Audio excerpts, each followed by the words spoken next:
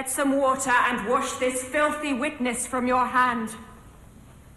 Why did you bring these daggers from the place? They must lie there.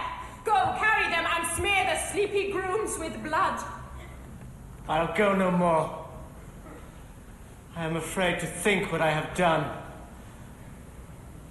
Give me the daggers. The sleeping and the dead are but as pictures. 'Tis the eye of childhood that fears a painted devil.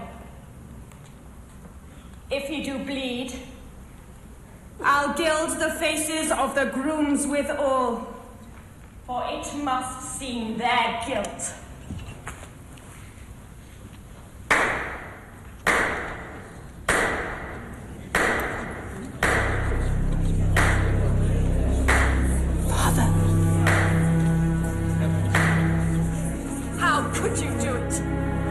Embarrass me on my first night in front of all those people. Embarrassed? Who was embarrassed? I was the one who had to sit there and watch my wife cavorting in the arms of another man. It's a play, George. It's William Shakespeare. It's nothing but an excuse. An excuse for bestial behavior and a chance to humiliate me in public. And with a man like Brian Mart. It's obvious you're having an affair. Don't be ridiculous, George. We were acting. God, the fool I was. I should never have married you. So you admit it was a mistake? Well, I agree. So why don't we end this misery now? Please, George, I want a divorce. You think I'll give you a divorce? Absolutely not. But why not? Because I'm George Alfred St. Vincent Marsh, 4th Baron Edgware. That's why not. You are my wife. That is how you will remain!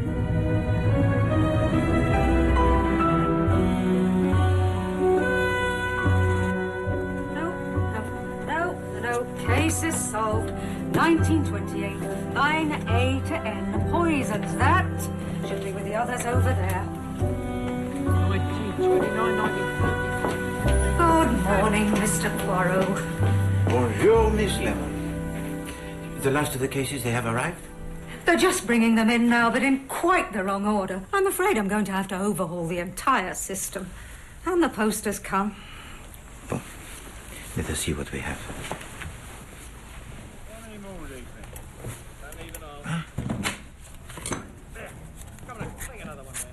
What have we here? An invitation to an evening with Miss Carlotta Adams? The actress. I do not know this name. I read about her in the papers. She's American, comedy actress. She does impersonations. Impersonations? No. This is not for Poirot. Why they invite me even, I cannot imagine.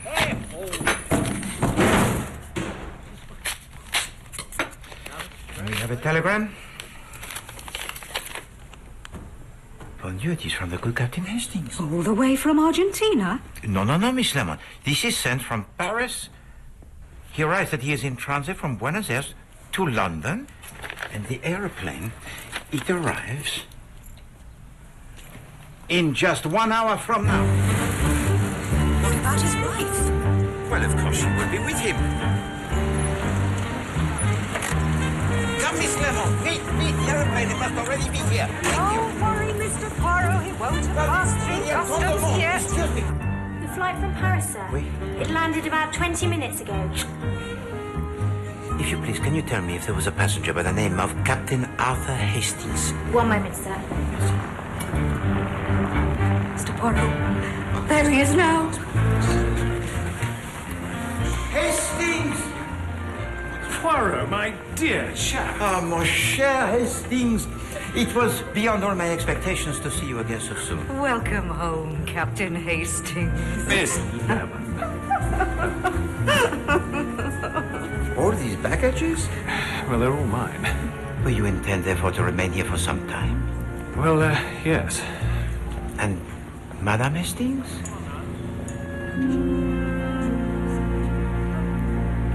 Well, everything was going fine until I made a foolish mistake. I invested in the Pampas de Fernandez Consolidated Railway.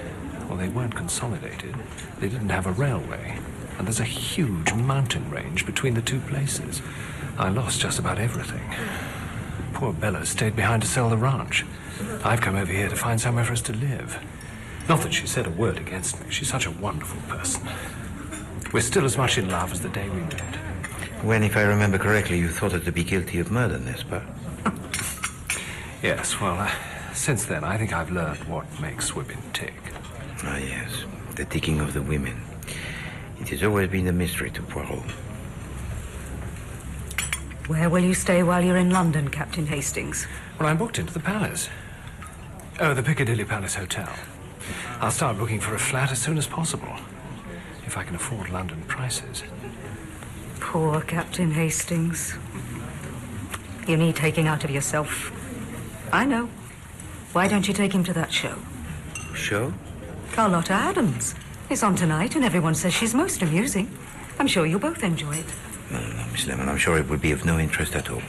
Well, actually, it might be just what the doctor ordered. I haven't any other plans.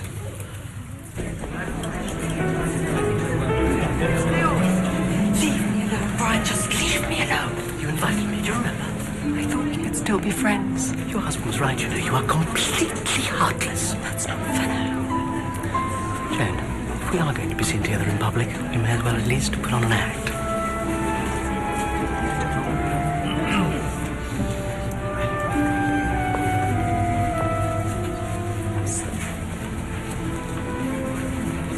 Who is that, Hastings? That's Jane Wilkinson, the actress.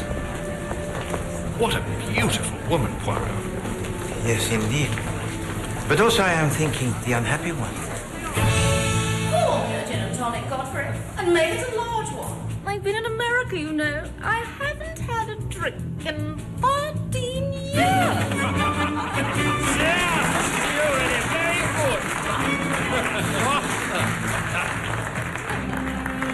President Roosevelt is ending prohibition. I don't believe it. What's the man doing? He must be drunk. Meanwhile, in Berlin, the new chancellor is prohibiting everything. I say this to you today. I feel prohibitionists. I feel prohibitionists. If you don't agree with me, I will prohibit you.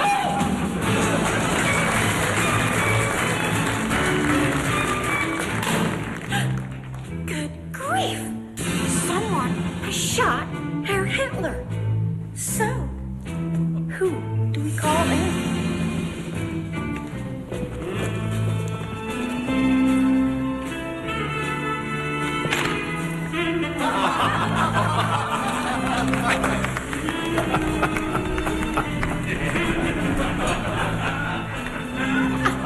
Regarde.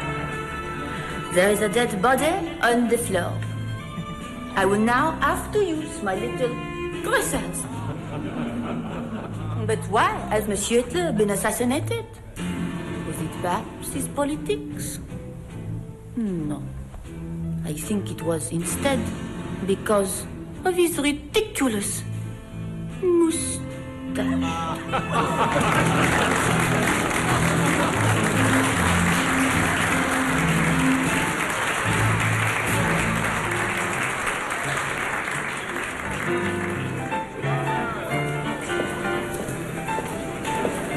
Well, thank you, Poirot. I really enjoyed that. I must say, I thought those impressions were absolutely spot on. You thought so, Hastings?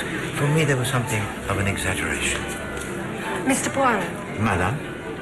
my name is Jane Wilkinson, and I know this isn't really the place, but I noticed you were here, and I wonder... I very much need your help. Jane!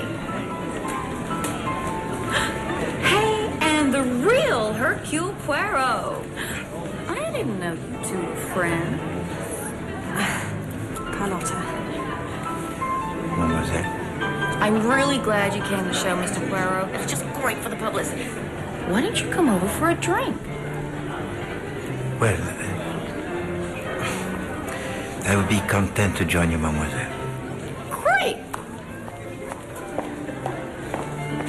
Look who I just found. Mr. Poirot, this is my very best friend in London, Penny Driver, who makes the most wonderful hats.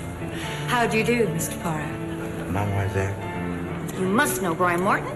Monsieur Martin? And this is Ronald Marsh. I'm a theatrical producer, Mr. Poirot. Monsieur March? Trying to sign on Carlotta. How did you enjoy the show? Well, it was most educational. I thought it was splendid. Oh, well, please sit down, join us. Waiter, more champagne. So, what were you doing sneaking off to see Mr. Poirot, Jane? No, don't tell us. You were hiring him to help you bump off that ghastly husband of yours.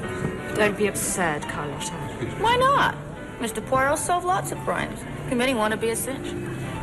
The bumping up of husbands is not one of my specialities, mademoiselle. No, she's got a point, you know. Get rid of Lord Edgware and you'll be doing us all a favour. Why does he have to be so horrible and unreasonable? I almost think I could kill him sometimes. But you shouldn't talk like that, Carlotta. You're embarrassing Mr. Poirot. Well, you know, as Americans, we speak as we think. Here's to you, Carlotta, darling. As deadly accurate as always. The deadly Carlotta Adams. Carlotta. We didn't get much entertainment in Argentina. Horse shows and cattle shows, but no actual shows, if you know what I mean. Mr. Poirot? Madame? I'm sorry. I couldn't talk to you back there, but I really do need your help. It is a matter that concerns your husband, madame? Well, he's not really my husband anymore. We live quite separate lives, but... Well, you see, he refuses to give me a divorce. It is perhaps because he still has the feelings for you, madame. Oh, no, I don't think so. I don't think George has feelings for anyone. He's a queer man. His first wife ran away from him, you know. She died in complete poverty. And now, he enjoys tormenting me, Mr. Poirot. What is it that you wish me to do, madame? Could you talk to him for me? I know it sounds strange, but there really is no one else I can turn to. If you could just tell him that you'd met me and let him know what he's doing to me, maybe coming from you it might mean something. Your husband, Lord Edgware... He has a house at Regent Gate. He travels a lot, but he's in England at the moment, and I really have to go back. Will you do it for me, Mr. Poirot? It's killing me, this whole business. I don't know how much more I can bear. I will visit your husband, madame, and see what I can do. Thank you. Thank you. I was so glad when I saw you here tonight.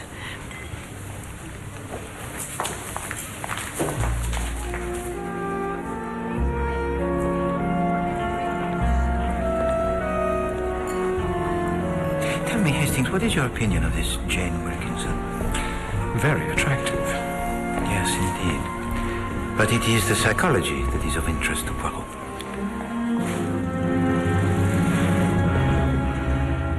Monsieur Poirot and Captain Hastings, my lord. I can't give you a lot of time, Mr. Poirot. I'm leaving for Paris tomorrow morning. There's a painting I wish to acquire. Has the bank sent round those francs yet, Alton? I don't believe so, my lord. Well, ring them and tell them to get a move on. Very well, my lord. Now, in this note you sent me, you said you were acting for my wife. That is so. I thought you were something to do with crimes. What do you want with me? Lady Edgware has asked me to approach you on the matter of your divorce. Yes. It was her suggestion that you and I should discuss it. There's nothing to discuss. So you refuse? What are you talking about?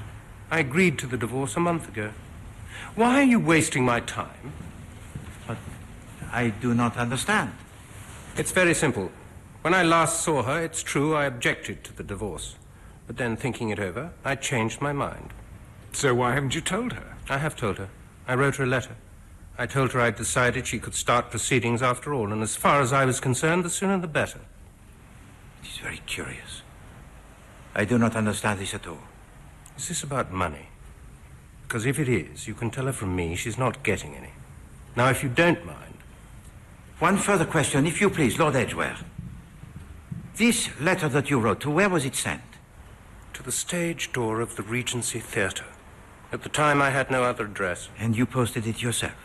I have a secretary to do that for me, Mr. Poirot. I'm a busy man. Too busy, in fact, to offer you any more of my time. My lord. You mean you've managed it? Just like that? Oh, dear, Mr. Poirot, you're wonderful. You've saved my life. It is most kind of you, madame, but in this instance, I have done nothing. What do you mean? Well, Lord Edgware told us that he wrote to you a month ago at the Regency Theatre agreeing to a divorce. I never got any letter. Now tell me, madame, would there have been anyone in the theatre with access to your post? Letters for me would be held at the stage door. Brian sometimes got them for me. But you're not saying someone stole it, are you? No, it is a possibility, madame. Well, what does it matter anyway? I was going completely mad, and then I met you, and somehow everything's come out all right. Alice? I was invited out tonight, but I said no. But with what you've told me, I feel a need to celebrate. I am content with the results that you are lacking, madame. Yes, Mum? Alice, I've decided to go out this evening after all. Could you call Lady Corner and let her know? Yes, Mum. And lay out something bright. The new Schiaparelli, you know, the pink satin. Mr. Poirot. Madame. I don't suppose you'd care to come with me tonight.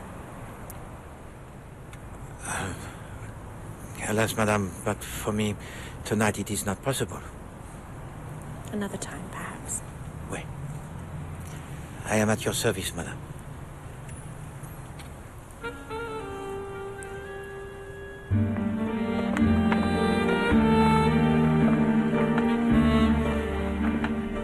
I say, you were going it a bit up there, weren't you? But there is a quality in Lady Edgware that is most attractive. Do you not think, Hastings? Well, don't tell me you're falling for her. No, Hastings. Poirot, he does not fall. He observes merely. Well, I'd better be getting back to the hotel. Yes, indeed. Oh, Hastings, the reason that I said I was occupied tonight, it is that I hope you will dine with me. Oh, that's very kind of you, Poirot. Come at 7:30, mon ami, and please, Hastings, I beg of you, do not be late.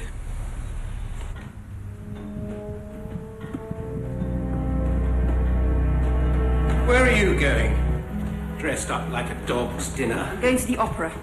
Don Giovanni with the Dortheimers. Ah, ghastly nouveau riche. Father, You could choose your friends with a little more discretion. at least I have friends. Miss Carroll? I'm working tonight and leaving early tomorrow, so try not to disturb me. You called, sir? Yes, I'd like to dictate a letter. Do you mind? Be a pleasure, sir.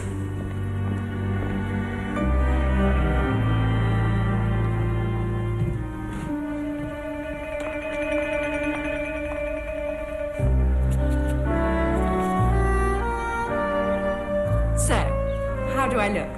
You look lovely, Mom.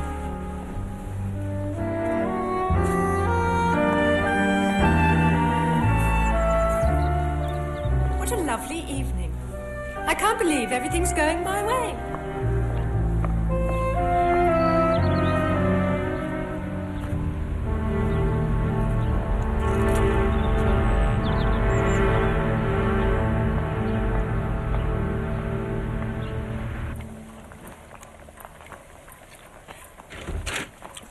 That smells good, Mr. Poirot. What is it? Une tarte de filet de bœuf à oignon. Oh. Is that another recipe from your aunt in Belgium? No, Miss Lemon. This is an invention of my own. A dish that I discovered during my retirement. The pudding of the steak with the kidneys. Bon. The table, it is laid? 4 places. There's the first guest. Ah.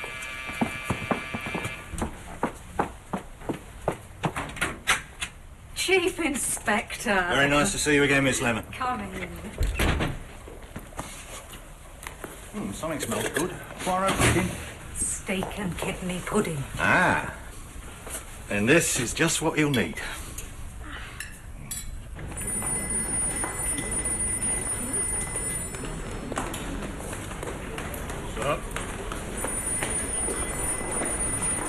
Captain Hastings, your taxi's ready. Oh, right. Thank you. Excuse me. Room 174. Certainly, Mrs. Hundies.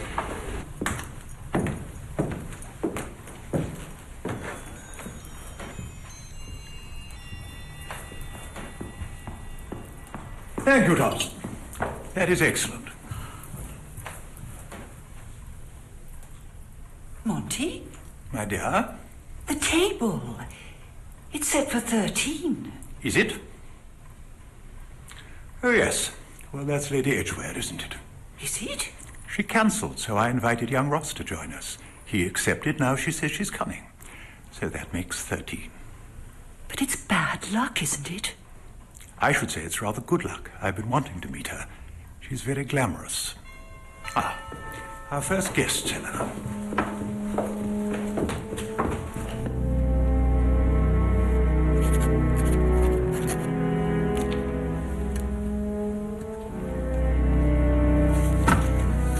Thank you, Miss Carroll. Can I get you anything, sir? What? Well, I was going to have a drink, and I was wondering if you... What are you talking about, woman? You're suggesting I'd want to have a drink with you. Well, sir, You're getting airs above your station, Miss Carroll. Maybe you should start looking for another job.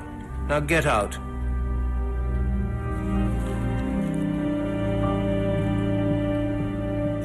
There's nothing like marriage, that's the truth of it.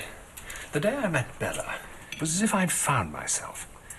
Ever since, I've been a completely different man. A different man, yes. Could say the same about me, I suppose. But you're happily married, Chief Inspector. I don't know about that, Miss Lemon. You see, my Emily, she just doesn't understand my work. She never lets me talk about murder at the dinner table. And her tidying, it just gets worse and worse. Sometimes I wonder how I've managed to live with her these 27 and a half years. It's a shame you've never considered marriage, Mr. Poirot. Well, there were occasions, Miss Lemon, when I did have la tentation, the temptation. But now, alas, I think it is too late. Oh, I wouldn't say that, Poirot. If the right woman came along. Jane Wilkinson, for example. Will you have some wine, Chief Inspector? A fine Pauillac? No, thanks, Poirot. I'll stick to my stout. Donald Ross is a name that will shortly be known to everyone, just as soon as he finishes his play on the Great War of Troy. I started right at the beginning, and I'm going all the way to the Trojan horse and beyond. It's going to be a bit like Sophocles, an epic, but for a modern 30s audience. Lady Edgware, you have a telephone call, ma'am. For me? Excuse me.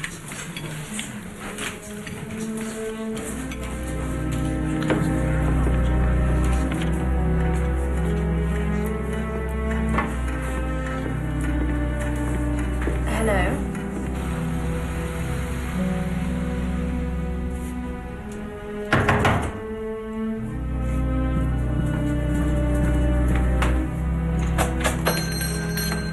Right.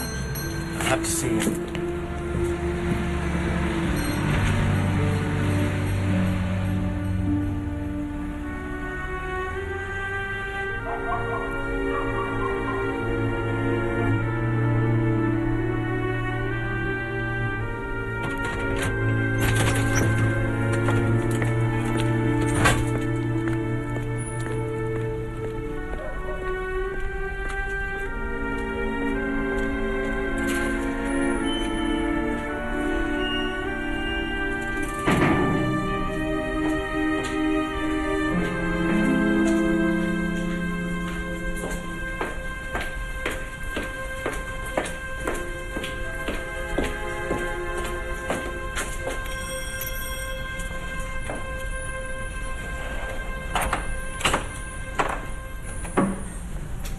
You're Alton, aren't you? Is my husband in?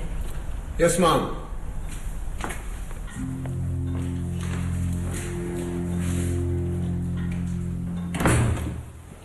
It's all right, Alton. I know the way. Yes, Mum.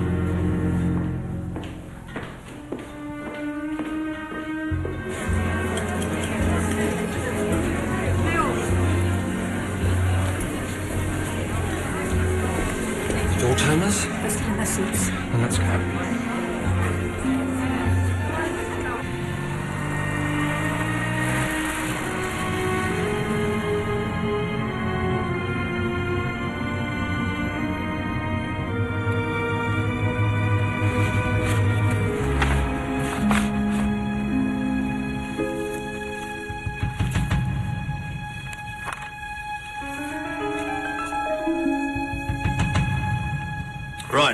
Thank you very much, Poirot. Nice bit of steak and kidney, I must say. Thank you, Chief Inspector. It's funny, you know. Here we are, the four of us, all together again. But of course, there's one thing missing. What's that? The body. That's how we normally meet. No, but it is true.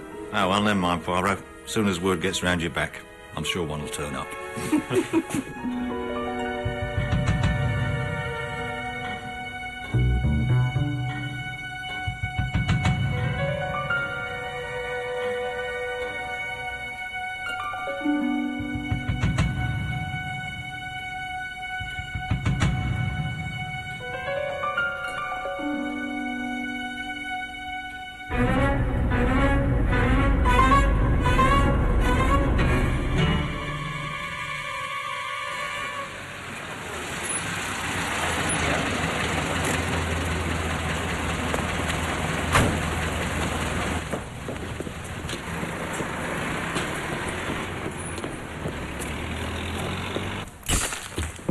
Morning, Poirot. Captain Hastings. Chief Inspector. You got my message, then? Yes, Chief Inspector, we came immediately. Looks like we spoke too soon last night. Stabbed in the neck, around about 10 o'clock. Have you discovered any money, Chief Inspector? Money? Well, when we were last here, Lord Edgware had commanded from his bank some of money in francs. Oh, that's right. He was just about to go to Paris. Well, we haven't found any money. But I'd be interested to know what the two of you were doing here. Had he asked for your help? No, Chief Inspector. It was Lady Edgware who had asked for me to intercede on her behalf. She wanted her husband to give her a divorce. So that's the motive then, is it? The motive, Chief Inspector? Well, I already know it was her. I just want to find out why. Now then, Alton, I want you to tell my friends here exactly what you told me. Yes, sir. I answered the door just after 9:30. I'd heard the clock sound the half hour. That's how I'm sure of the time. It was Lady Edgware. She said she wanted to see her husband and that she could find her own way. You saw her enter the study? No, sir, but as I left, she was approaching the door. Was it you who discovered the body? Yes, sir. This morning at 8, I entered the study to open the curtains. That's when I called the police. Could you tell me, Monsieur Alton, what happened to the French francs your master demanded yesterday? They came in the afternoon. I imagine he would have placed them in the safe. Lord Edgware's solicitor will have a combination. You have worked here for how long, Monsieur Alton? 1 month, sir. And how many times have you met Lady Edgware? Well, only once, sir. But I could have sworn it was her. It was her. I'd know her anywhere. And I saw her quite clearly.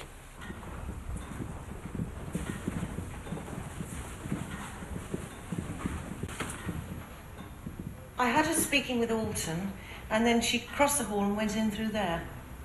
Could you tell me, mademoiselle, what she was wearing? She was wearing black, a black dress and lace sleeves, and a hat. Mm-hmm. And this hat, it was also black? Yes, very modern, with a slanting brim. I see.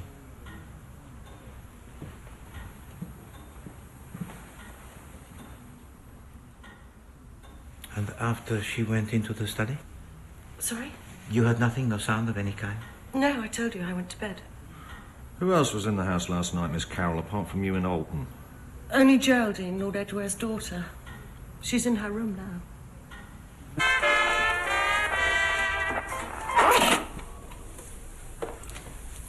I didn't love my father. I suppose I could lie to you, but why should I? I hated him. But if someone's gone and killed him, I'm glad. There you are. I wonder if you could tell us your movements last night, Miss Marsh. If you insist. I went to the opera. Don Giovanni at Covent Garden. I left at around 7 and I wasn't back until well after midnight. When I got home, I went straight to bed. Satisfied? Did you enter the study of your father? No. There was a light on under the door, but I didn't want to see him. I never wanted to see him. I don't suppose there's anyone who can corroborate your story, is there? You could talk to my cousin if you like. Ronald Marsh. He was at the opera. In fact, we had a drink together in the indoor. But why are you wasting your time interrogating me? Why aren't you talking to Jane? Lady Edgware? Well, she was here, wasn't she? Miss Carroll saw her and Alton. It seems to me you've got an open and shut case.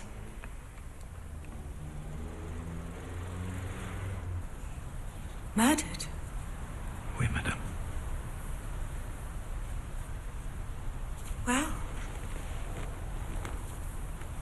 I suppose I can't say I'm surprised. He wasn't a kind man, or a good one. But it's still horrible. Nobody deserves to die like that.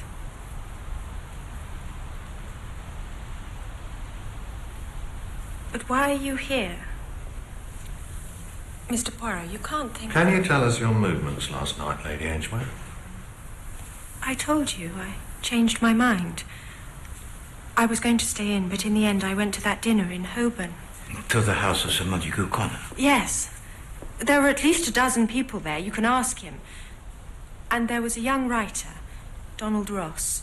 He's writing a play about Troy. He was sitting opposite me. Bon. If you please, madame, could you relate to the Chief Inspector your movements for the evening in its entirety? Certainly. I left here at about 7, and I went first to the Piccadilly Palace Hotel. Oh, that's where I'm staying. Sorry. I had a meeting with an American lady, a Mrs. Van Dusen. She's written a play, not a very good one, and we talked about it for about 20 minutes. At 7:30 I left and took a cab to Holborn.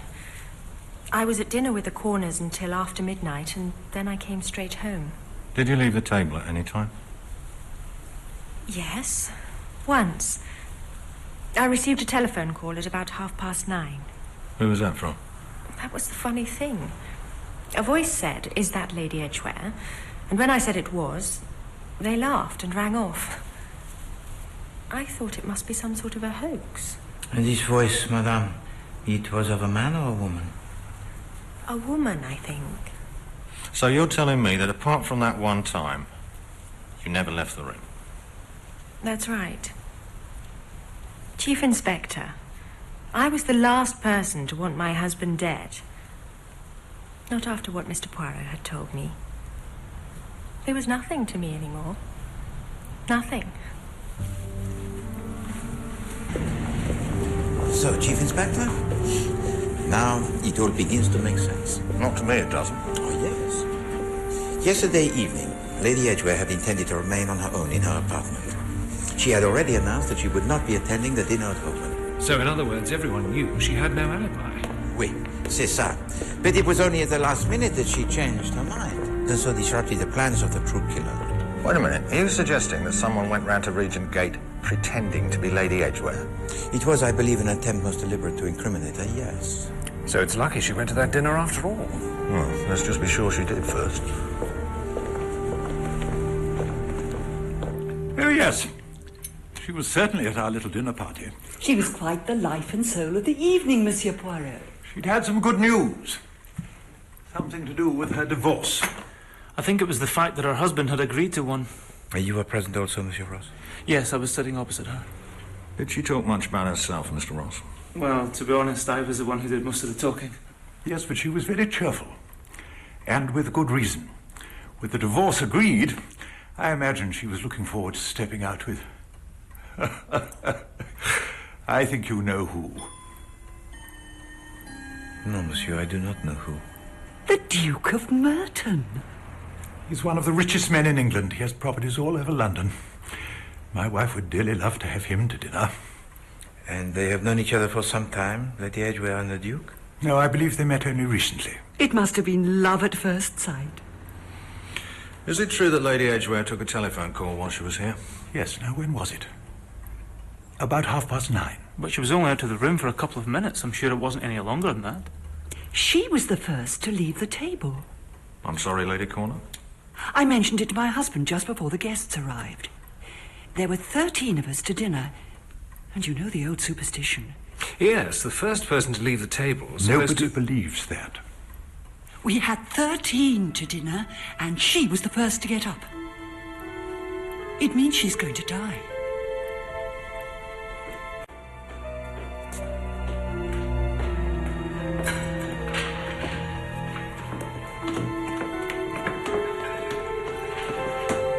I've got the money. £500.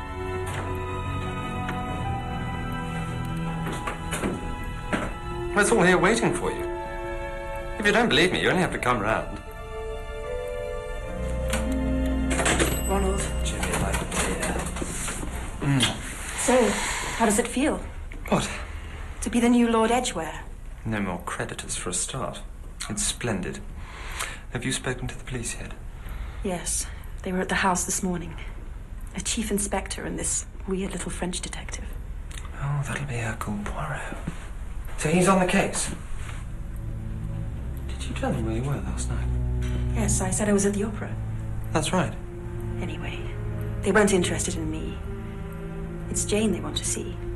Poor Jane. She's starring in my new play, you know. Well, she was. Of course, if they arrest her... You can always recast. Oh, look, Captain Hastings. There's a basement flat here on the Talgoth Road. Oh. Wonder who that can be. Oh, it is perhaps Lady Edgware. Do you think so? Oh, with the Chief Inspector, as you say, Hastings, breathing down the neck, she will be in need, most assuredly, of my assistance. You sound almost hopeful, Poirot. Mr. Poirot.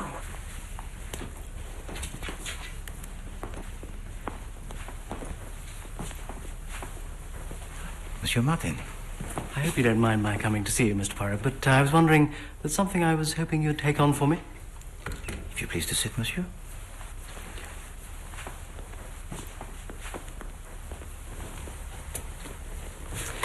Well, the thing is, you see, I have a friend, a lady friend, and she's being followed. And this lady friend of yours, she calls herself? Well, I can't tell you her name, not yet. But I was with her the other day, and I actually saw the chap. He's an ugly-looking fella. He's clean-shaven, has glasses. Oh, and he has a gold tooth. You spoke to this man? Oh, no. He was there 1 minute and gone the next. And I wish I could tell you more. But if the lady were to agree, do you think you could possibly look into it, or...? Oui, bien sûr. I find the whole story most interesting. That is a relief.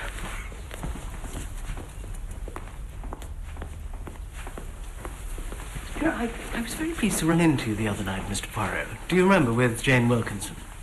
Yes, indeed. I was thinking about her, you know, and about her husband. It was just such an extraordinary thing for her to say, that she thought about killing him. Do you think she had it in her to commit murder? I'm sure of it. I know her, you see. I mean, she's terribly sweet on the surface. But she would kill as easily as drink her morning tea. Believe me. Perhaps you are not aware, monsieur, that the husband of Lady Edgware, he was indeed murdered last night. What? Murdered? You're not being serious. It is not a subject about which I have the habit to joke, monsieur. Oh, but that's it. Oh, my God. Well, what I was saying just now, I didn't mean... And therefore, by necessity, this matter of yours, the man with the gold tooth... Oh, yes, of course. I mean, that will have to wait. Why? You will speak, nonetheless, to this lady friend of yours, and if she wishes for me to investigate on her behalf, then... Thank you very much, Mr. Poirot. I'm very grateful for your time. Monsieur? Miss Lemon. Mr. Poirot? So tell me, Hastings, what is your opinion of all this?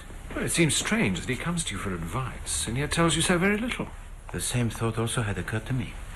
I didn't know you knew Brian Martin, Mr. Poirot. He's a wonderful actor. Well, we met him at the Gaiety Theatre the other night, that cabaret, Carlotta Adams. The impressionist. You... How could I have been so blind? Mr. Poirot? Miss Lemon, telephone to the Gaiety Theatre at once. Ask her the address of Mademoiselle Carlotta Adams. Tout de suite. Every minute is of value. What's the matter, Poirot? I don't understand. Oh, Hastings. Do you not see that I have been so slow? Imbecile!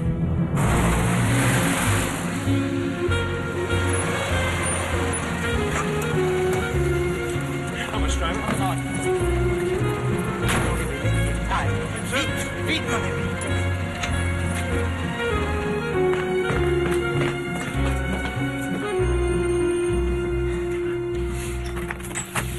Yes?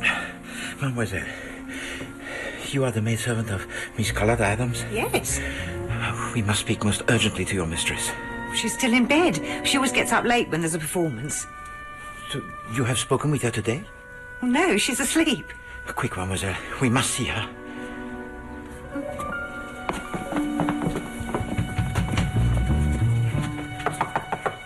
Miss Adams!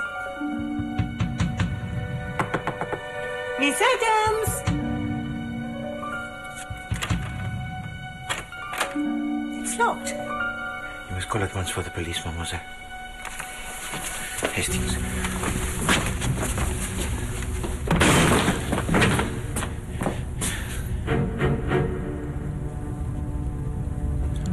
Mademoiselle.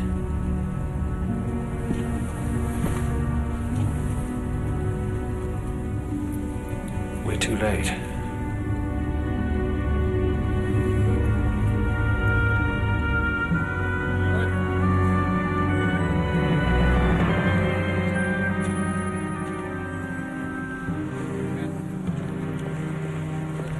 Sounds like an overdose to me, Poirot.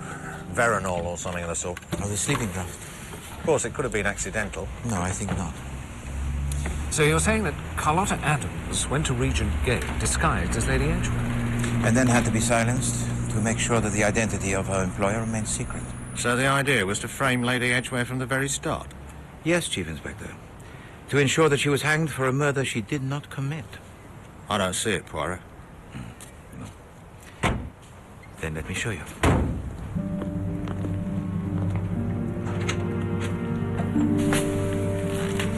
The wig, Chief Inspector? But that's the same colour and the same style as... Lady Edgware, yes. And now, Chief Inspector, excuse me, Hastings.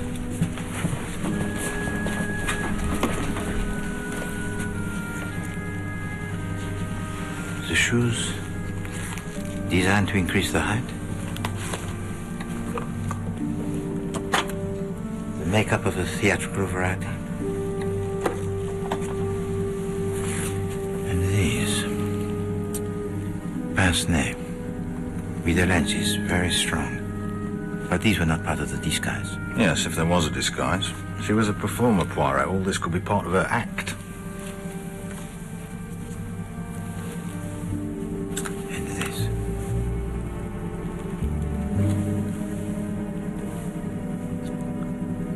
Oh, Veronal, just like I thought. C.A. from P. Sweet Dreams, November the 10th. November? That's 7 months ago. Well, there we are then. That proves she was taking the stuff.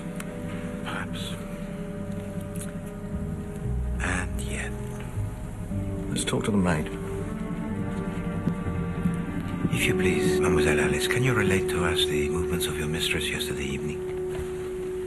Well, she got in at about 6 o'clock. I don't know where she'd been. Yes, go on. She spent some time writing a letter. Then she got changed and left here at about 7 o'clock. Did you know her destination? She didn't say. Did she go to the theatre? Well, no, sir. There was no performance last night. And how was she dressed, mademoiselle? She was in black, sir. With a new hat. With a brim that was slanting? Yes. She only bought it last week. From her friend, Miss Driver. Oh, Miss Penny Driver. We met her at the Gaiety Theatre. Where? She got back around midnight. She said she was very tired. But not upset or distressed? No, she seemed more pleased about something. Anyway, then she went straight to bed. And this letter of which you spoke? It was to her sister, sir. Lucy Adams. She's over on a visit. Miss Carlotta took it with her when she left. She was going to post it, I suppose. Then she forgot. She was always doing that. And where is this letter now? It's gone, I'm afraid, sir. I posted it myself this morning. She left it on the table. And once again, we are too late.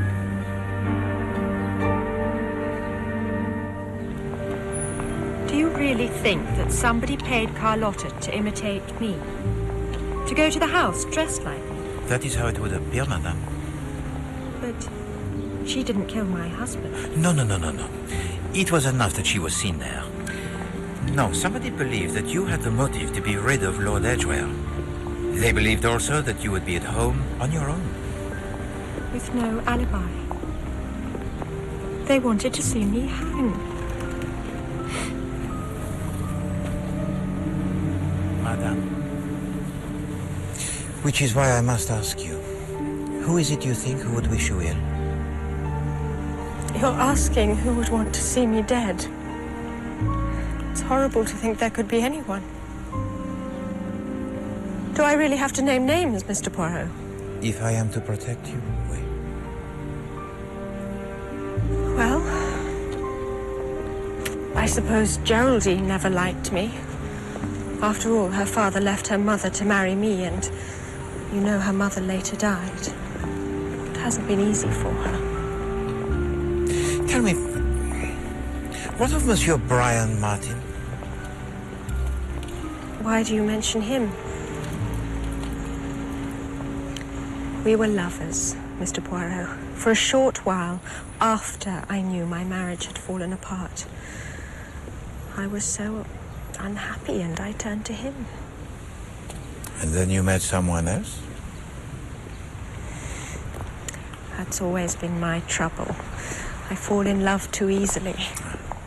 First George, that was a horrible mistake. Then Brian, and now Percy. The Duke of Merton. But this time I know I've got it right. He really is so sweet and kind, and he needs someone to look after him.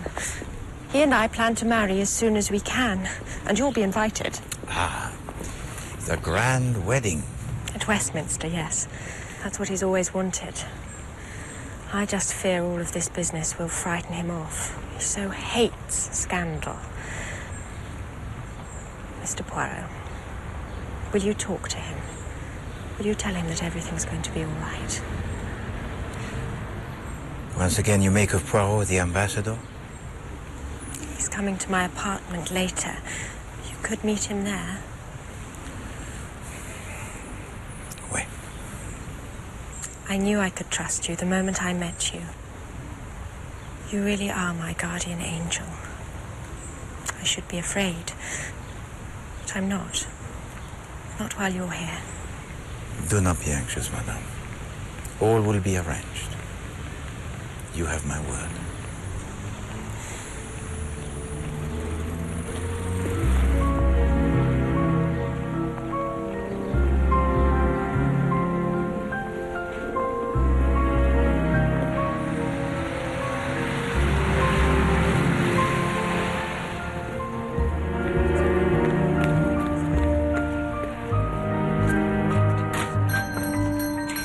These are some of our latest models, just in from Paris. Oh, lovely. Dorothy, show Mrs. Lester the Rose Descartes model. Excuse me.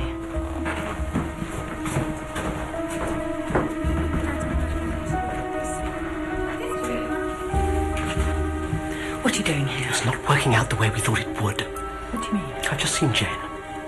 She hasn't been arrested. She was in the park with Poirot. The way they were walking together, you could almost imagine... Anyway, she's got him lapping at her feet, so I think you can take it that she's more or less off the suspects list.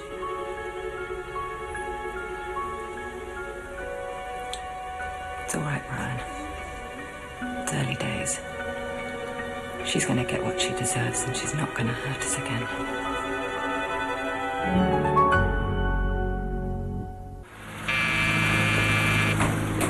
I'm sorry, Chief Inspector. Mr. Poirot went out first thing this morning. No, don't tell me he's still got this bee in his bonnet about Lady Edgware, that somebody deliberately set out to frame her for her husband's murder. Well, it is still a possibility. I don't know how, but it seems to me she's got him round her little finger. Maybe that's the sort of woman she is. No, I wouldn't say that. I've never thought of women as the manipulative sex. Certainly not been my experience. Anyway, Chief Inspector, aren't you forgetting something? Lady Edgware was at dinner when the murder was being committed. No, I haven't forgotten that, Miss Lemon. It looks like she's off the hook. However, you can drive from Holborn to Regent's Gate in 5 minutes. I've just done it myself. So if she had a car waiting outside, But Donald Ross said she wasn't away from the table for more than a few minutes in total. Well, maybe he lost track of the time. Do you have no other suspects, Chief Inspector? Oh, I've got plenty of suspects, Miss Lemon. Ronald Marsh, for example, Lord Edgware's nephew. Theatrical producer, heavily in debt. He needed the money, not to mention the title. Well, there you are, then. Money's the oldest motive in the book. And then there's Geraldine Marsh, the daughter, whose mother died after Lord Edgware abandoned her. She told us to our face how much she disliked her father. So it could have been either of them. Yes. But who was the real target? That's what beats me. Lord Edgware or Lady Edgware? May I take your hat, sir? Thank you, Alice. Jane, darling. Mr. Poirot, it's a pleasure to meet you. Monsieur le Duc. Jane has spoken a lot about you. Would you like a drink, darling? Tea or coffee? No, I can't stay long. This business, the death of Lord Edgware, really is the most terrible thing. That Jane should be involved. You know, I'm relying on you. We're both relying on you to sort it out. And if there's anything I can do to help... You could perhaps tell to me how it was that the two of you met? It was at the theatre. Macbeth. A wonderful performance. Quite wonderful. Lord Edgware was there that night. And I saw how he behaved. He was a brute of a man. Despicable. I can't help but think that he deserved what he got. Although that's a terrible thing to say. I won't lie to you, Mr. Poirot. I'm glad at the way things worked out. And as soon as there's been a decent interval, Jane and I plan to be married. If she'll have me. Of course I will. I wish to you both much happiness. I hope we'll see you at the cathedral, Mr. Poirot. I know how you've taken Jane's side, and I want you to know how much I appreciate it. Monsieur, madame.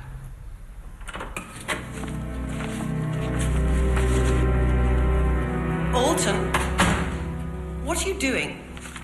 What does it look like? Come on, Joyce. Why don't you come down off your high horse for once? The master's dead. And you and me, we'll soon be for the hook. Everything will continue as before. Mr. Ronald will move in. He's the new Lord Edgware now.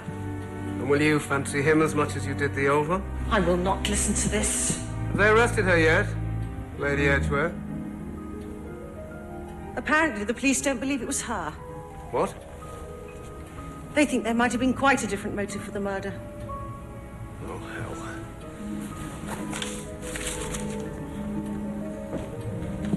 Alton? Alton?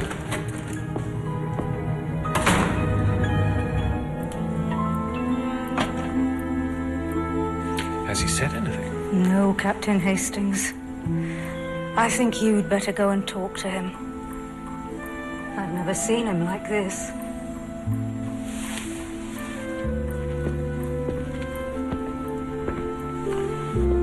Poirot?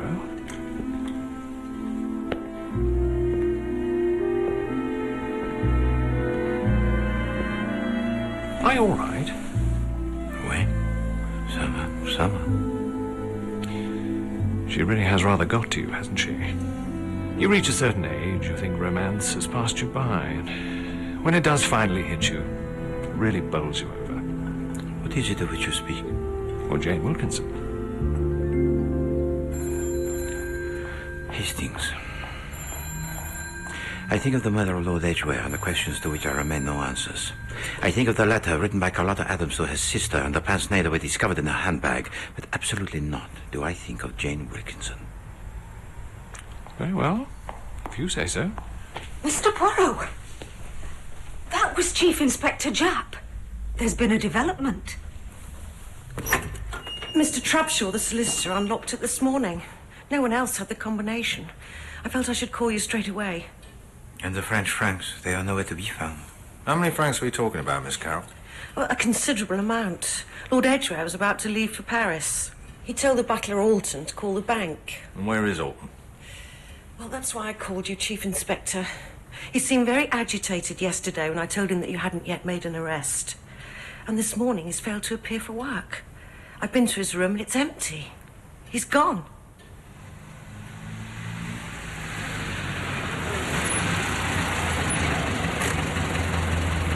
1 and 6, please, madam. Thank you, madam.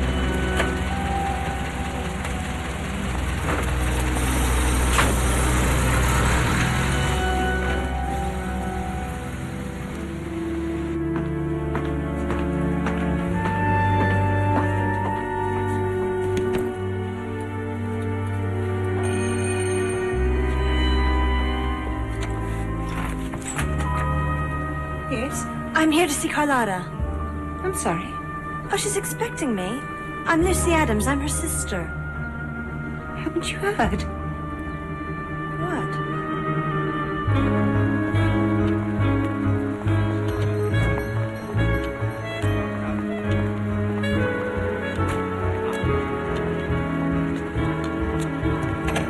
Thank you, Hastings. Mademoiselle Driver. I didn't know if I should call you, Mr. Poirot, but Lucy insisted when she heard you were on the case. And where is she now, mademoiselle? Upstairs. She had a terrible shock. Well, perhaps she came to you because you was a friend of her sister. Yes. Carlotta was one of my first customers. She bought all her hats here.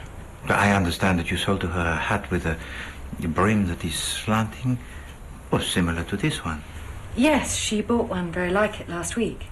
Mademoiselle, did you ever make to her a present? A little box for the sleeping draught. I'm sorry. You will see CA from P, Sweet Dreams, November the 10th. The CA is Carlotta. We wondered if the P might be Penny. Well, it's not. I've never seen that before. Merci. There is only one other question I wish to ask you, mademoiselle. How well acquainted are you with Jane Wilkinson? Jane, why do you want to know about her? There was a man I was very close to, and she took him away from me. And when she finished with him, she threw him over. There's nothing good I can say about Jane Wilkinson. But I thought it was Lucy Adams you'd come to see, and if you don't mind, she's waiting upstairs.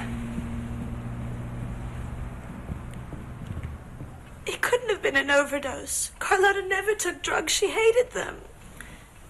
It's all right. Mademoiselle, can you explain to me the reason for your visit to England? I came to see Carlotta. She invited me. The show was doing well, and she was so full of hope. I wanted to see a bit of the country before I joined her in London. Since your arrival in England, mademoiselle, have you received a letter from your sister? Yes, I have it here. It arrived this morning. You permit that we read this letter, mademoiselle? Yes, of course.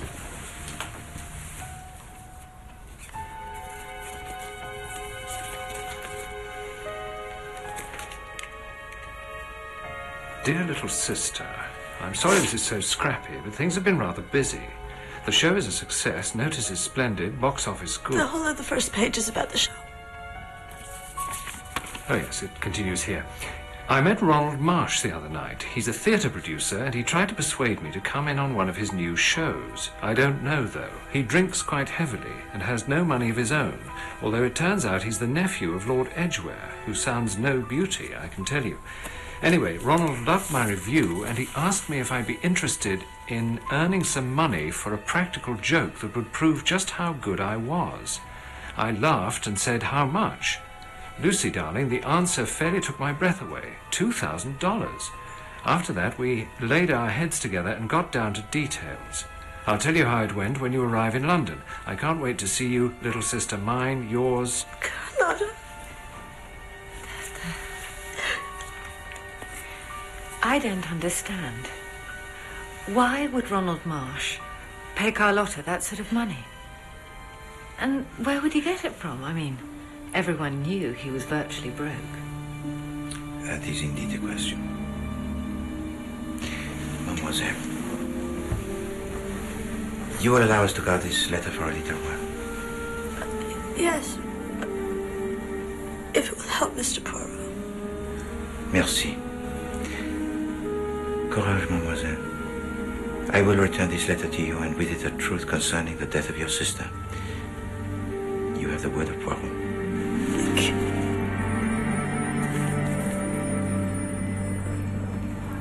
Well, this is it, Poirot. The proof of the pudding. It was Ronald Marsh all the time. You no longer suspect Alton the butler? No. He's obviously up to no good, but he's no killer. No, it's all here. Ronald Marsh hired Carlotta Adams to go to Regent Gate disguised as Lady Edgware. Later on, he killed Lord Edgware, making us think that she'd done it. And then, of course, Carlotta had to die to stop her talking. Yeah, but of course, at the time of the first murder, Monsieur Ronald Marsh, he was at the opera. According to Geraldine Marsh, yes. But there's something you don't know, Poirot. I was thinking about Ronald Marsh's so-called alibi, and then I had an idea. Oh, I congratulate you, Chief Inspector. Thank you. It occurred to me that Regent Gate is less than a mile away from Covent Garden. Do you get my drift? You mean he could have left at an interval? Yes, and been back in time for the next act. Ah, yes. Now that, I believe, is the same technique that you used to demonstrate the possible guilt of Τζέιν Γουίλκινσον. That's right. I've been talking to quite a few of the taxi drivers in this area, and this time I came up trumps. Ronald Marsh and a young lady left Covent Garden between the second and the third act. The driver took them to Regent Gate and waited for them outside. Good Lord. Where is Monsieur Marsh? In here. All right. Yes. I did go to the house during the interval. Talked to Geraldine. And she was in the cab with you? Yes. But she had nothing to do with it either. Why did you return to the house? I needed money. I met Geraldine at the opera, and bless her, she agreed to help. She offered you financial assistance? She had some pearls. She said I could pawn them. It would keep me afloat for a few more weeks. And you went over to get them in the middle of the opera? Needs must, Chief Inspector. It was urgent.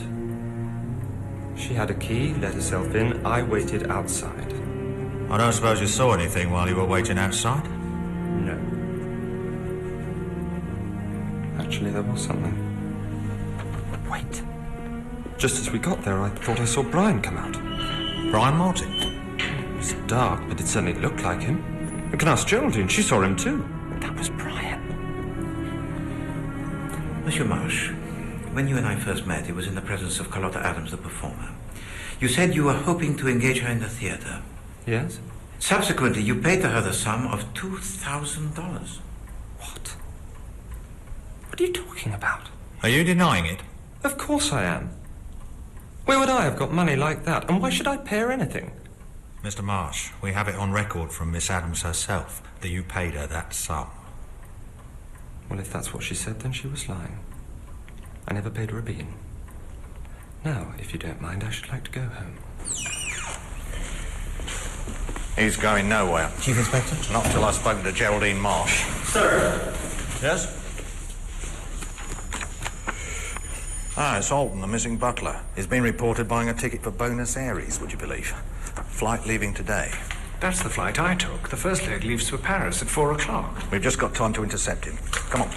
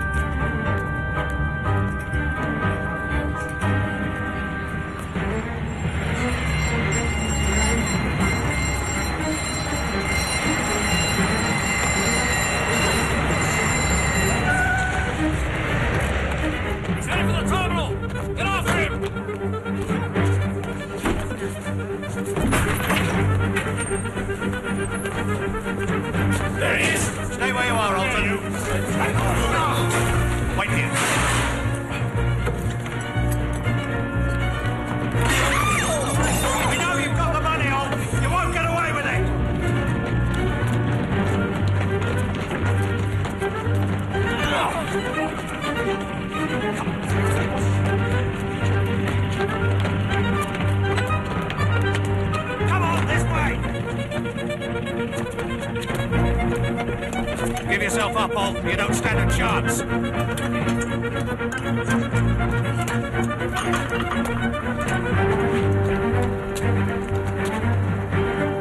After him!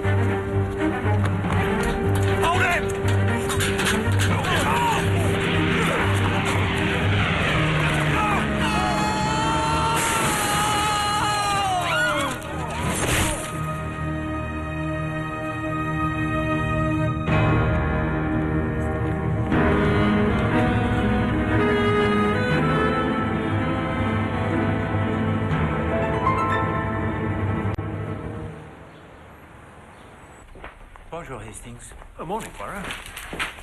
You had a telephone call earlier from Ronald Marsh, Mr. Poirot. He rang to invite you today to what he called a celebratory lunch. Chap must have released him already. Oui. Mademoiselle Geraldine must have corroborated his story. And perhaps Alton did kill Lord Edgware after all. No, Hastings, I think not. Well, then who did? 5 questions, Hastings. That is all. 5. The answers to which will reveal to me the truth. 5 questions, Mr. Poirot. Fire away. We know that Lord Edgware changed his mind on the subject of divorce and that he wrote a letter to his wife to acquaint her of that fact. Well, you sent it to the theatre. Oui, and it was indeed posted by Miss Carroll. But why was it that this letter was never received by Lady Edgware? To whose interest was it that this letter should not arrive? What's the second question? The telephone call that Lady Edgware received at the dinner at Holborn. Assurément, it was to make sure she was indeed there, but who has made this telephone call and why? I can't help you there. What's the third question, Mr. Poirot? The third question, Miss Lemon, concerns the pince-nez that were discovered in the handbag of Carlotta Adams. Now, neither she nor Lady Edgware wore spectacles such as these. So what is their purpose, and to whom do they belong? That's a good question. Next we come to the letter written by Carlotta Adams to her sister. In it she states quite clearly that it was Ronald Marsh who paid her $2,000, but Monsieur Marsh, he denies this. And it is true that he had in his possession not such an amount. So are you saying Carlotta was lying? No, but it is perhaps that she concealed the true identity of her employer. What's the 5th question, Mr. Poirot? Who is P? You remember the box given to Carlotta Adams? To see A from P? Oui. Who was it that gave to her this box? This I would like to know most dearly. What was the first question again, Poirot? Actually, I may be able to help you, Mr. Poirot. My file on London jewellers. Specialised piece like that should be easy enough to track down. Then, Miss Lemon, this I entrust to you. Merci. So you're going to this lunch then, Poirot? Ronald Marsh? No, Hastings. I have work to do here in my apartment. No, you must be my eyes and my nose. Ears? Oui, to see and observe in my place. Right. You can count on me.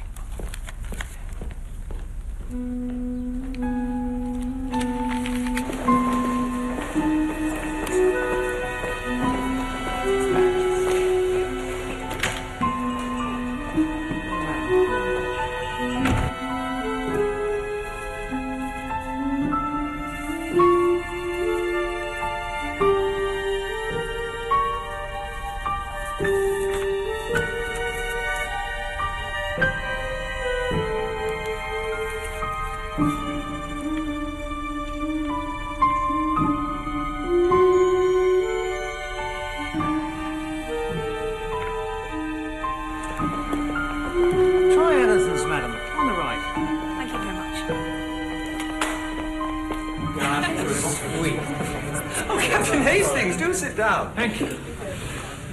Hello. Mr. Poirot couldn't make it then? No, I'm afraid he has to work. Captain Hastings, is it true about Alton? Yes, I'm afraid he died trying to make a run for it. But the police don't think he was responsible for the death of Lord Edgware. Well, I wish they'd find out whoever did it. This whole thing is driving us mad. It's suffocating us. Don't worry. Mr. Poirot won't give up. I know he won't. Well, that's right. You know, he's never failed yet. I don't suppose you remember me, Captain Hastings. I'm Donald Ross. We met at Sir Montague's. Yes, of course. You're a writer. A great writer. I've just finished reading his first play, The Trojan Wars. It's going to be a smash. We're all here to celebrate freedom and independence. I suppose the toast ought to be to whoever did kill him. He or she did us all a great favour. No. Oh, come on, Jane. Can't say you weren't pleased to see him go. No. But any one of us sitting at this table could have killed him. And I won't drink to that. I simply won't.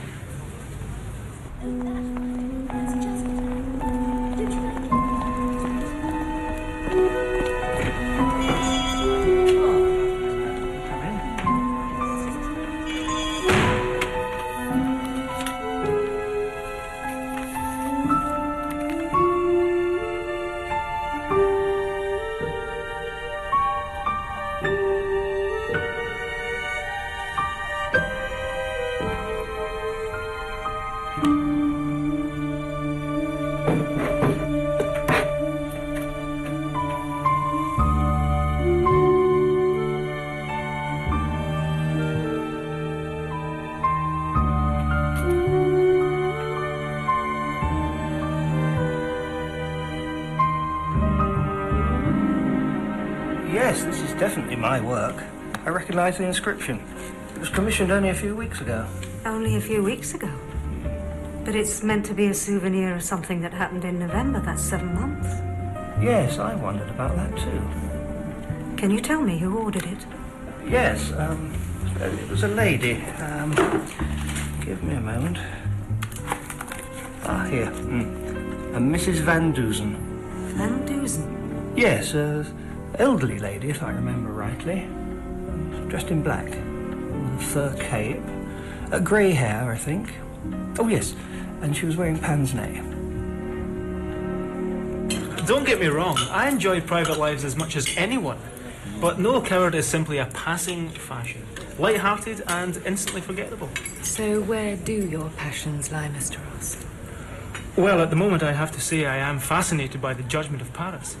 But Paris doesn't have any judgment at all when it comes to fashion. These days, one has to look to Milan and New York. I was referring to the judgment of the shepherd boy, Paris. He gave the golden apple to Aphrodite and so sparked off the war with Troy. Oh, that Paris. Why do we have to talk about theatre all of the time? Percy, you must be bored rigid. I could never be bored with you. Paris. Mrs. Van Dusen. You are sure of this name, Miss Lemon? Absolutely, Mr. Poirot. Then this is the same lady that Jane Wilkinson met here at this hotel on the night that her husband was murdered. Here we are, sir. Mrs. Van Dusen, room 174. She booked in for one night. One night only? Yes, sir. Actually, I do remember her now I think about it. An American lady, elderly. She wore, pince-nez. Yes.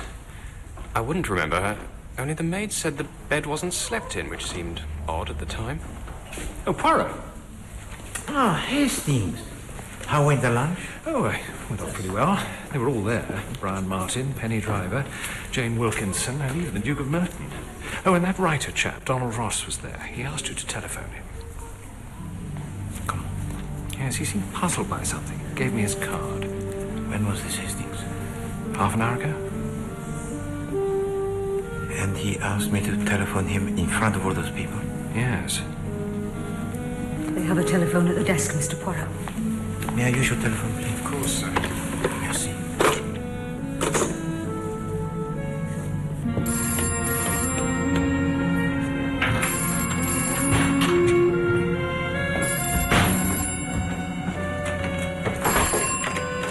This is Donald Ross. Ah, Mr. Poirot, thank you for calling. I didn't want to bother you, but there's something to me that seems a bit odd in connection with Lord Edgware's death. It was Paris that set me off. It suddenly got me thinking. Oh, just a moment.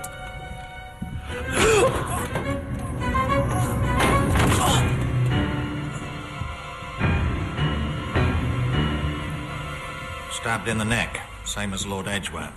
And it actually happened while he was talking to you on the telephone. Wait, but before he had time to explain to me what he wished to say. This is all my fault, Poirot.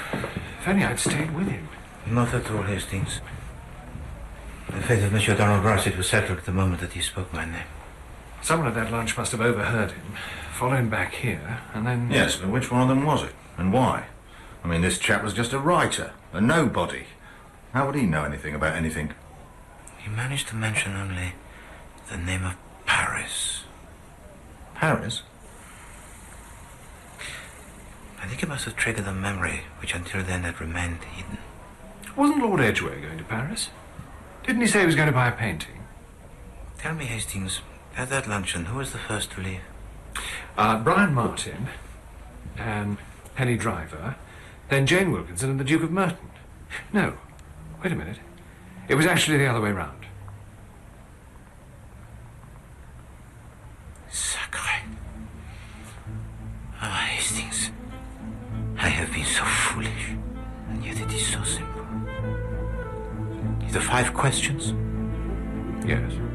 The answers, Hastings, they fall into place at last.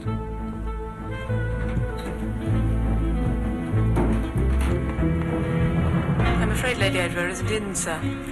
But it is not Lady Edgware I have come to see, Mademoiselle Alice. It is you.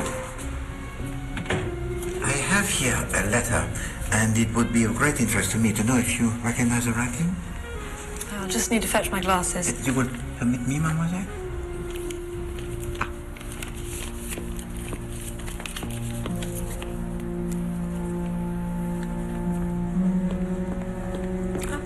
Thank you, sir.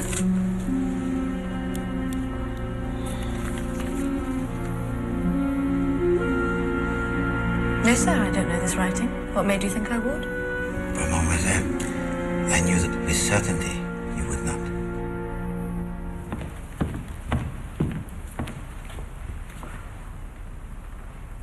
And so, we return to where we began, huh? It was here during an evening of entertainment that I first met many of you who gather here again today. Little did I know that that very same night, a murder most ingenious, it was being planned. Are you saying you know who killed him, Mr. Poirot? Was it one of us?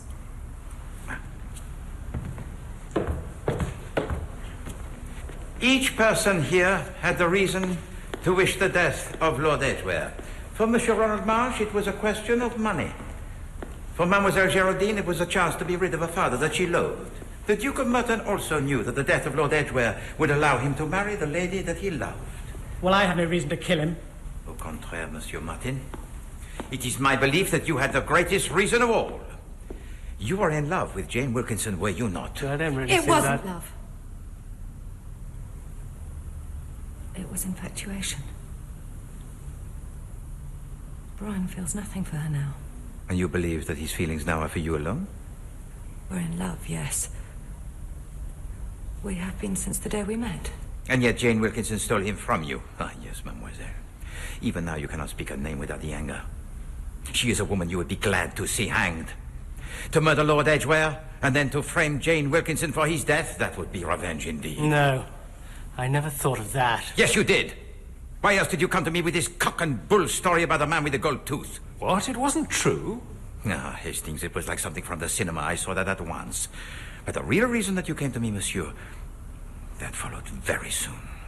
Do you think she had it in her to commit murder? No, I'm sure of it. I know her, you see. I mean, she's terribly sweet on the surface. But she would kill as easily as drink her morning tea. Believe me. You came to me for to poison my mind against Jane Wilkinson. To impress upon me the fact that she was a killer.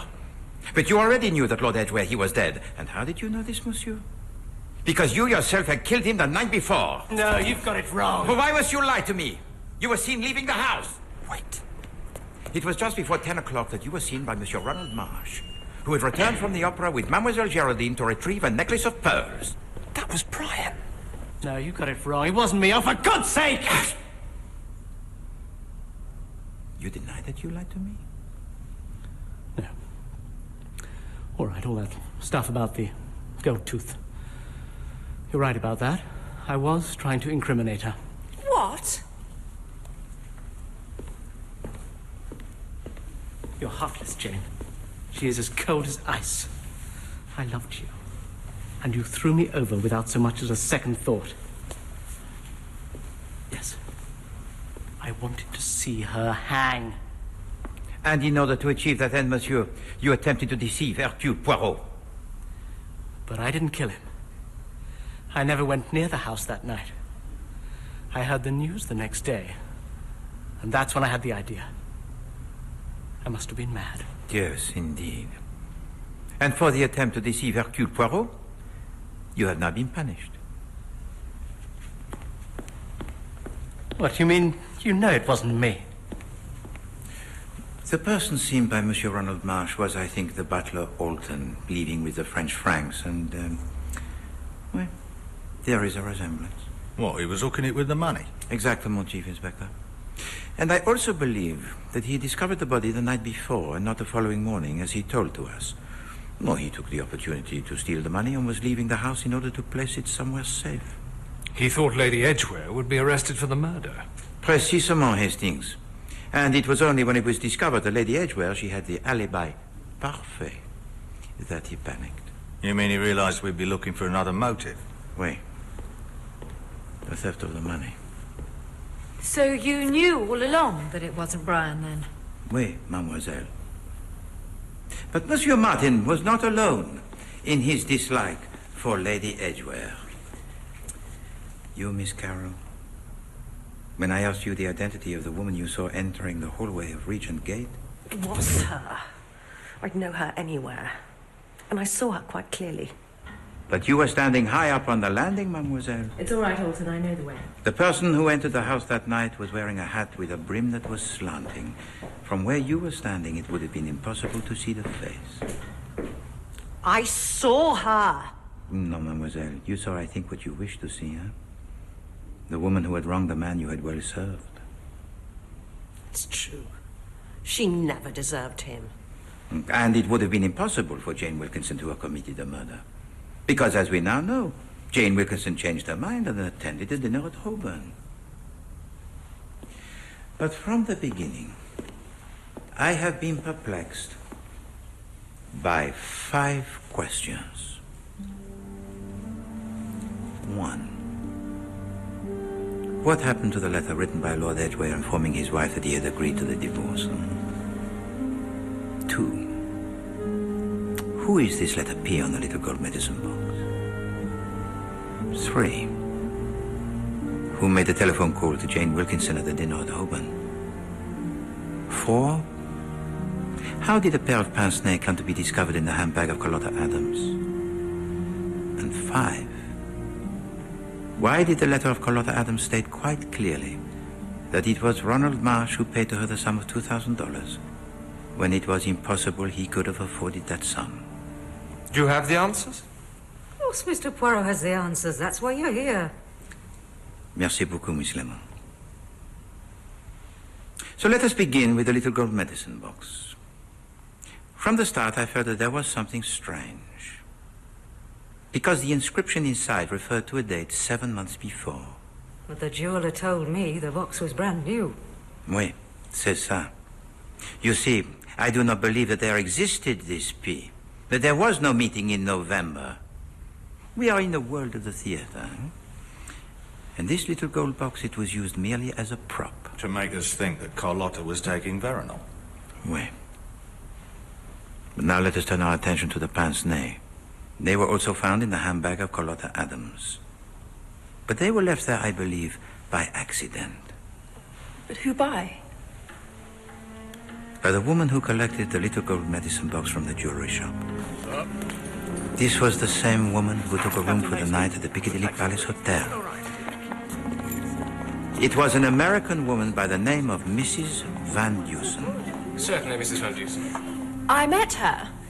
She was a writer. She wanted me to have a look at her play. No, madame, that was not Mrs. Van Dusen who you met, because Mrs. Van Dusen, she does not exist. What? Then who was she? No, well, that is indeed the question. You know, with the thick lenses, the pince-nez are disguised very simple. Huh? But with the wig that is grey and the cape of fur wrapped high. Oh, she had me completely fooled. Are you saying she was part of all this? Oh, yes. Yes, madame, Mrs. Van Dusen, yes, she was very much a part of this. She was the creation of a killer who was cunning and cold-blooded. Also, the creation of an actress formidable. Yes, madame. All is known to Hercule Poirot.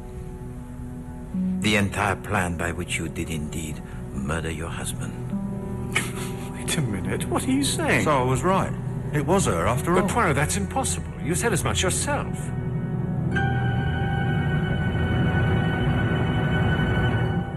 Not impossible, mon ami. Let me explain to you how it occurred.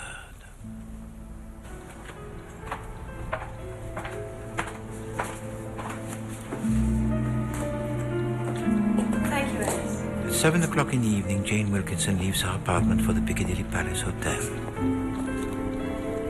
On the way there, she makes a stop. For when she arrives, her appearance, it has changed. Now there is the grey wig, the pince-nez. Room 174. She takes her room using the identity of an elderly American woman.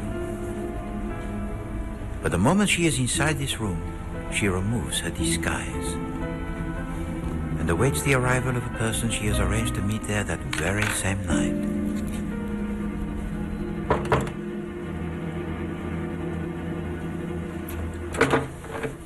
Carlotta, darling.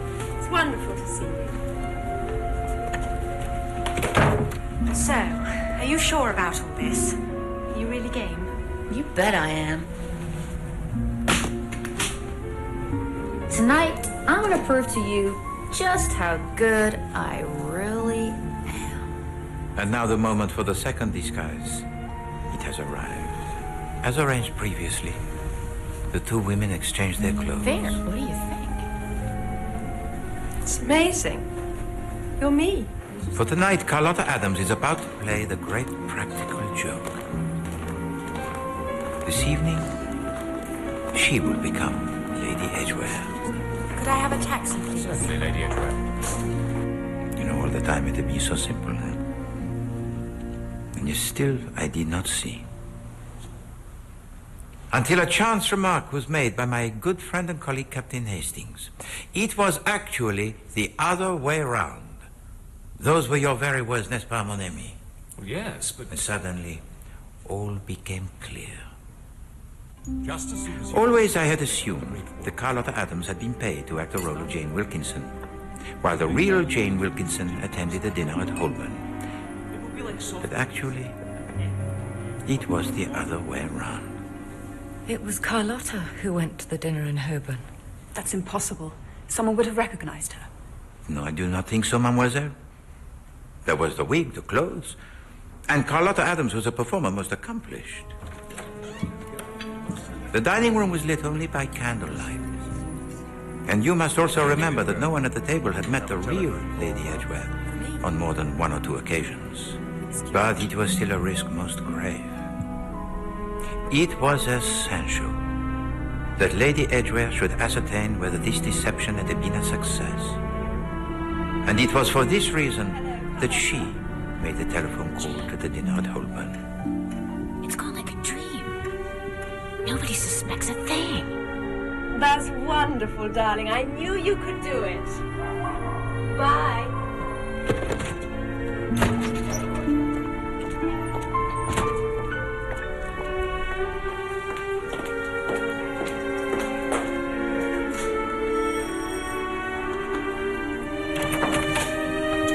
You're Alton, aren't you? Is my husband in? Yes, ma'am. The butler Alton had only been employed there for 1 month, so he hardly knew her. And if he did express his doubts, it would only be his word against hers.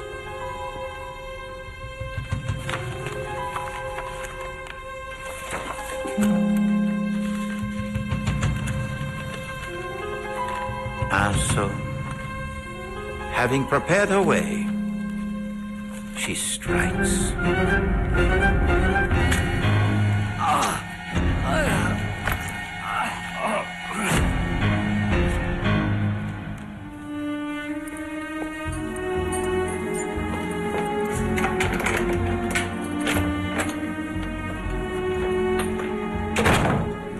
But Carlotta Adams must not be allowed to relate her tale. So Lady Edgware arranged to meet her again in the room of the hotel. Perhaps they will have some wine to celebrate the success of this great practical joke. and the little gold medicine box which was placed into her handbag and later found by us will make us believe that Carlotta Adams was a woman always in the habit of using this drug. Lady Edgware learns all the details she must know if she is to pretend that she did indeed attend the dinner at Holborn. I was sitting opposite this young playwright. Scottish. His name was Donald Ross. Carlotta Adams sips her wine. On about this play of his. 1 hour later, when she has returned home, the veronal will have taken its effect. It was all about the war at Troy. You made 2 mistakes, madame. The pince-nez that you used for the disguise of Mrs. Van Dusen, you took from your maidservant Alice. In all of the exchanges of costume, madame, you left the pince-nez in the handbag of Carlotta Adams instead of your own. Did I? Yes, you did. But more serious was your encounter with the young writer, Monsieur Donald Ross. I'm fascinated by the judgment of Paris. But Paris doesn't have any judgment at all when it comes to fashion. It was indeed a social gaffe to show such ignorance on the judgment of Paris. But only a few days earlier, he had explained to you his play, The War of Troy. It was inconceivable that a woman who had known then of which he spoke could be so ignorant now. Paris. So he saw through her? Malheureusement, Monsieur Donald Ross expressed his suspicions in the presence of Lady Edgware. And it was at once that she knew that he also had to be silent.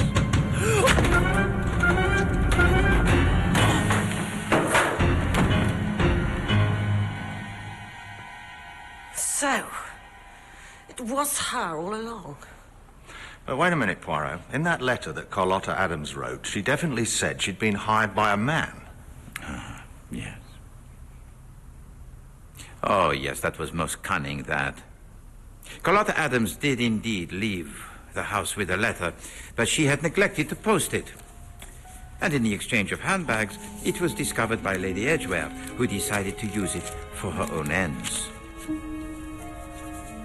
Carlotta Adams wrote first of her meeting with Monsieur Ronald Marsh, and then of the person who gave to her the money.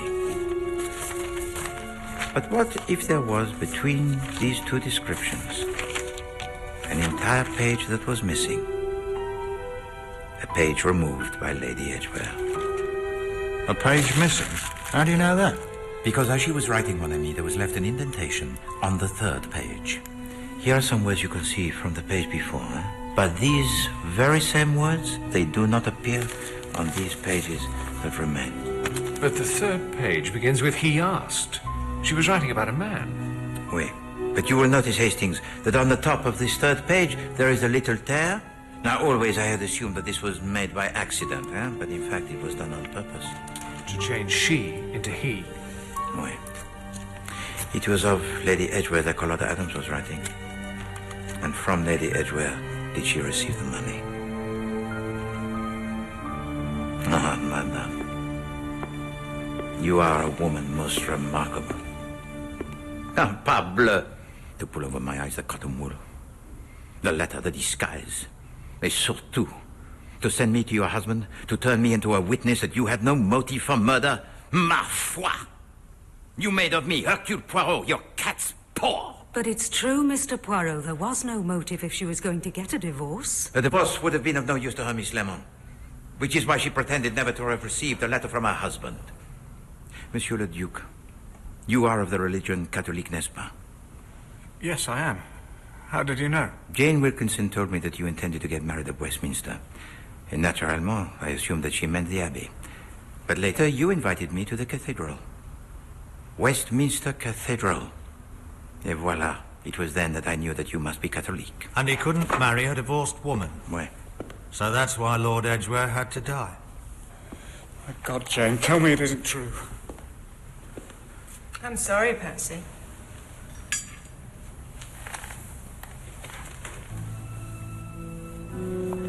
I really thought I'd get away with it, you know.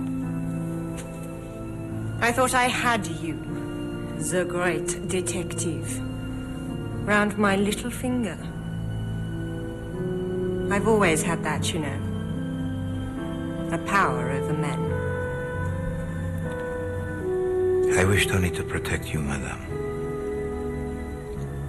but I could not protect you from yourself. Jane! No, I'm not going to deny it, Percy. Why should I?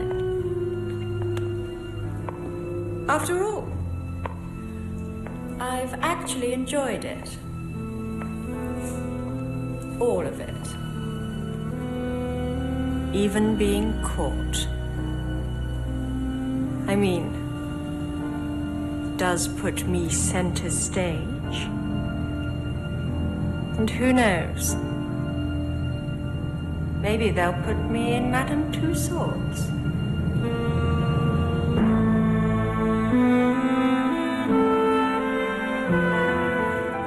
Poirot, I came as soon as I got your message. What is it?